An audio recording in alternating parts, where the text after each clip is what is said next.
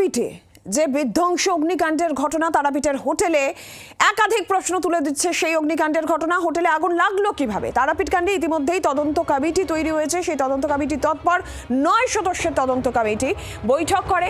SDPO রামপুরহাটের নেতৃত্বে এই তদন্ত কমিটি হোটেলের অগ্নি নিরাপত্তা ব্যবস্থা, বৈদ্যুতিক সংযোগ, পরিকাঠামো সহ একাধিক বিষয় খতিয়ে দেখবে এই 9 সদস্যের তদন্ত কমিটি।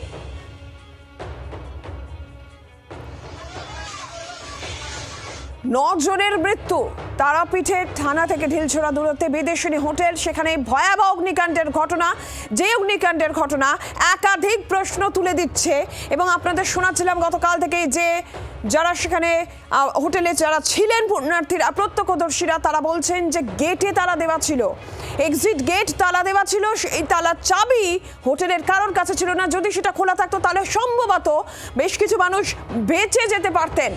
দম বন্ধ হয়ে আগুনে ঝলসে 9 জনের মৃত্যু। এবং এই মৃত্যুর দায় কার এবং কিভাবে এই দুর্ঘটনা ঘটলো, ঠিক কি ঘটেছিল, সেই সমস্তটা কিন্তু খতিয়ে দেখা হচ্ছে।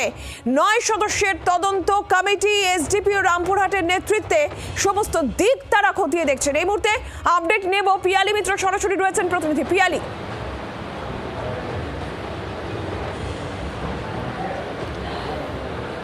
দেখো, আরো একবার যদি প্রশ্নটা করতে। পিয়ালি, 9 সদস্যের তদন্ত কমিটি বিভিন্ন দিক, কারণ এই যে বিধ্বংসী অগ্নিকাণ্ডের ঘটনা কিন্তু একাধিক প্রশ্ন তুলে দিয়েছে। এই তদন্ত কমিটির সমস্ত দিক খতিয়ে দেখছে। তোমার কাছে আপডেট কি রয়েছে এখন?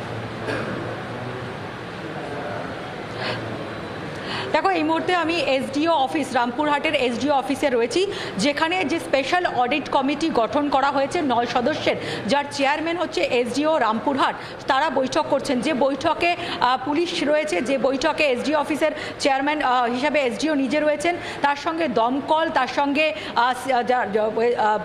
বিদ্যুৎ দপ্তরের আধিকারিকরা, ডিএমজি, তারা রয়েছে। এবং গতকালকে দমকলের প্রতিমন্ত্রী, তার নেতৃত্ব একটি বৈঠক হয়, জেলা প্রশাসন তারা বৈঠক করে। সেই বৈঠকে ইতিমধ্যেই বেশ কিছু হোটেলের বিরুদ্ধে কিন্তু গাফিলতি বা বেনিয়মের অভিযোগ উঠে এসেছে। ফলে যারা যারা দমকল সংক্রান্ত বা অন্যান্য হোটেল চালানোর ক্ষেত্রে যে বিধিনিষেধগুলো রয়েছে সেগুলো মানছেন না, তাদের বিরুদ্ধে কিন্তু এই হাই পাওয়ার কমিটি বা অডিট কমিটি তারা কড়া পদক্ষেপ নিতে পারে। ইতিমধ্যেই সেই তালিকা তৈরি হয়েছে বলে আমরা জানতে পারছি। ইতিমধ্যেই যে স্পেশাল অডিট কমিটি চেয়ারম্যানের নেতৃত্বে, অর্থাৎ এসডিও রামপুরহাটের নেতৃত্বে এখন বৈঠক চলছে। এবং সেই বৈঠকে মূলত এই বৈঠকের পর তারা বিভিন্ন যে হোটেলগুলো রয়েছে, অর্থাৎ কৌশিকী অমাবস্যার আগে যতগুলো হোটেল রয়েছে, গেস্ট হাউস রয়েছে, লজ রয়েছে, সেখানে অগ্নি নির্বাপক সংক্রান্ত যে বিধি, তাদের লাইসেন্স রয়েছে কিনা, লাইসেন্সগুলো রিনিউ হয়েছে কিনা, তারের পরিস্থিতি কি রয়েছে, লোড কি রয়েছে, এবং প্রত্যেকটা হোটেলের মধ্যে তাদের এক্সিট পয়েন্ট রয়েছে কিনা, সেগুলো তারা খতিয়ে দেখবেন।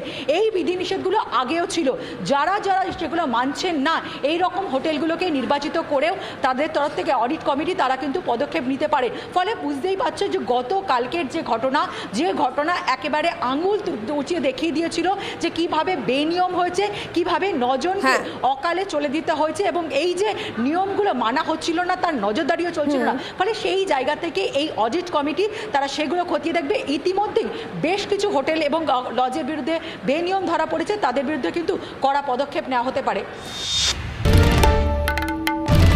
বাংলার আওয়াজ, বাঙালির আবেগ, জি 24 ঘন্টা।